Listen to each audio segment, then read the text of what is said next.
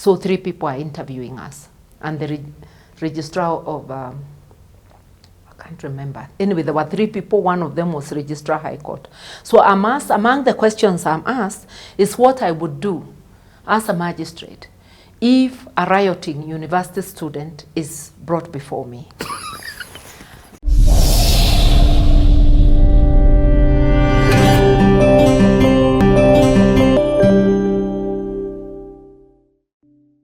And here's my question. Yeah. There's an understanding of, you've told us about the oath, and the oath means that this thing should never leave our area. Yeah.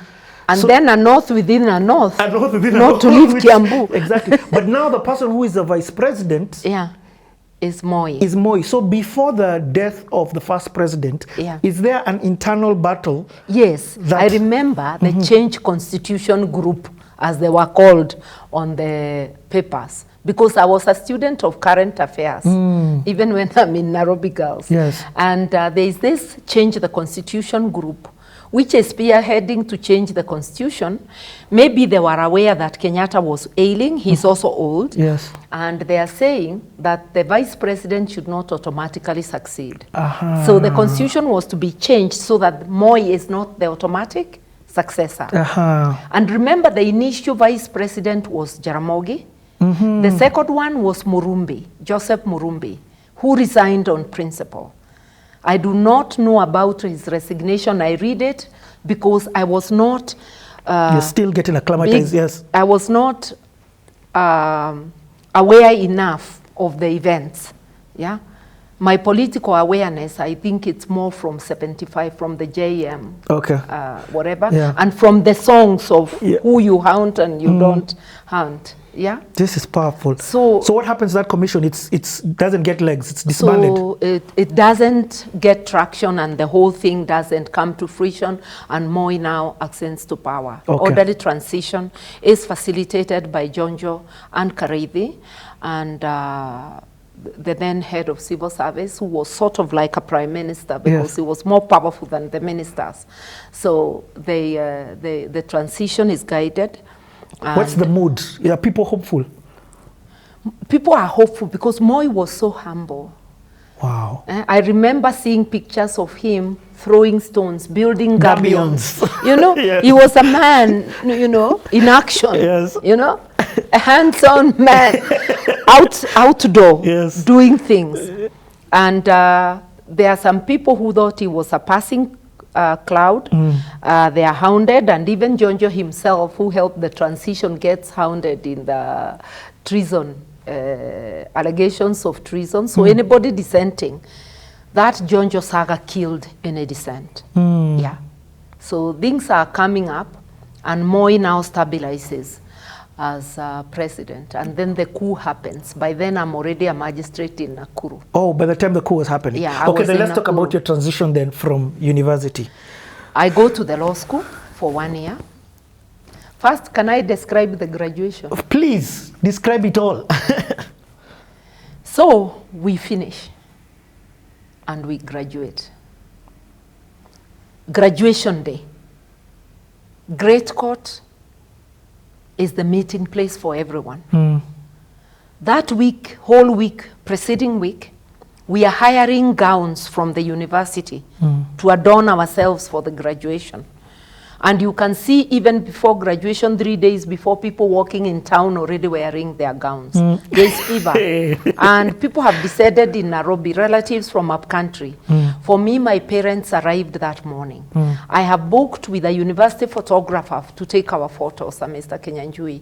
And when my mom comes with a family friend, Mrs. Ngari Karekia, Marion Ngari Karekia, they come and we go, Kenyan Judiciary takes a portrait, our whatever, and we go back now. My mom and the group, they take the seat, and I go to my seat. So most of the graduating students have their relatives or friends at the Great Court. And what you notice most is umbrellas because it's in the open sun. And who is the chancellor? At the time? Moi. The president is the chancellor of the only university. That was the president. You're 80. right. I graduated in 1980. At that time, Kenyatta has died in 78. Moi has become president. and therefore he's instantly chancellor. And I graduate in automatic, not instantly, automatically. Yes, yeah. So I graduate in 1980, and it's Moi who gives us the power to read and do all that appertains to the degree. So Martha, again, you're skipping over things like they're normal. What you're trying to say is at the given time, Yeah.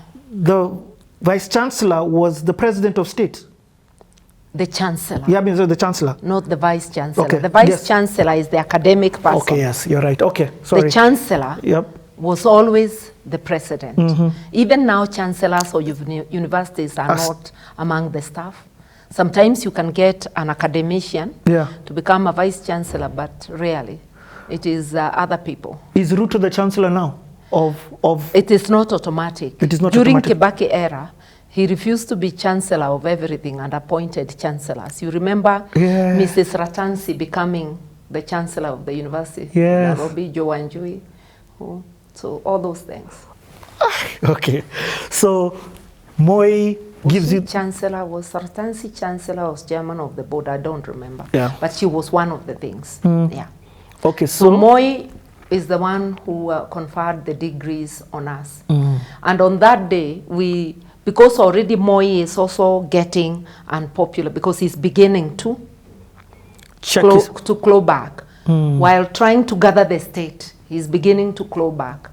But on graduation day, people would forget any animosity with the state. The excitement is to get your degree. Yes. And they were calling, and I believe they still do, faculties alphabetically. So agriculture will graduate first. Yep. Law will be at the bottom. After graduation, we went home with my parents up-country. Kirinyaga? Yeah. Okay. And I remember my grandmother telling me she listened to the radio, but I was called when the sun was almost setting. So she wanted to know whether I didn't do well. You know, because why was I called almost last? She didn't know it was going alphabetically. Yeah. She wouldn't know. But she listened. So she also participated through the radio. Yes. It was a big deal. Yeah. And I suppose it was for Your everybody dad and mom must have been so proud. else. And because I was already, I had been, how had I earned my money? I had asked for money and I had bought a graduation dress. Yeah. Or maybe your boom. I your don't boom, your know. boom was Boom spent. would be far too. I must have been given money from home to buy a dress. Okay. The one of admission to the bar is the one I bought. Okay. Because I was already on attachment. Yeah. So you go back, you've graduated, your grandmom, you've explained to her. Yeah, that it is only that we were being called according to the class. Not that it made sense to her, but she had already made her remark that I was called when the sun was almost setting. Yeah. For a lot of people, this would have been the beginning of work. But for you, this is just the continuation. We went to the law school for a year. The law school was an upgrade from the university, because it's a small group of 70. For certification. The food is good. It's a 4-course meal seated with cutlery, with everything. It was nice. And we have a principal there, Kaburu, called Tudor Jackson.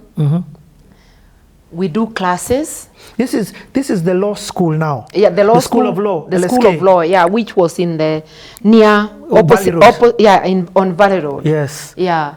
So it was a nice place. Okay, let me just explain this to context for somebody who's there, or you explain it. Yeah. You've graduated. Yeah. After graduation, which is the degree, you need the certification. You need to turn it professional by doing a professional course. You can be a graduate of law without being a lawyer. But you can practice. Professional by going to the law school. Okay? Okay. And there were those of us, I was actually being poached by GlaxoSmith to go as a management trainee. Because while at the university during one of the holidays, I had worked as a sales agent for GlaxoSmith at Uchumi supermarket, selling baby products. And I did so well, they actually asked me whether I can join as a management trainee immediately after graduation without going to law school. and I declined. Because you were focused on law. I was focused on this journey of being a judge. A judge, not even a lawyer. So I went to the law school. You do the first 4 months, you do your professional exams. And that's September to December. By April of the following year, you have finished all the professional exams. Pupillage. And you are now on attachment doing pupillage. Yes. So where did you do attachment? In July, I'm still on attachment because law school was 1 year. So you finish law school in September. I've already passed my professional exams. A majority of us passed the first go. And we are on attachment. July, the government officials come. They're hunting for personnel. Government is hungry for magistrates, for district officers, for cooperative officers, for personnel, for government offices. Yes. And we have indicated to the principal the areas we would want. They will not necessarily call you for where you want, but you indicate the areas. Yeah. They even want people for foreign affairs, for attaches. So we are called for interview. I was lucky to be called for interview of my first choice, magistrate. Yeah. And I remember only one interesting question. They asked many questions.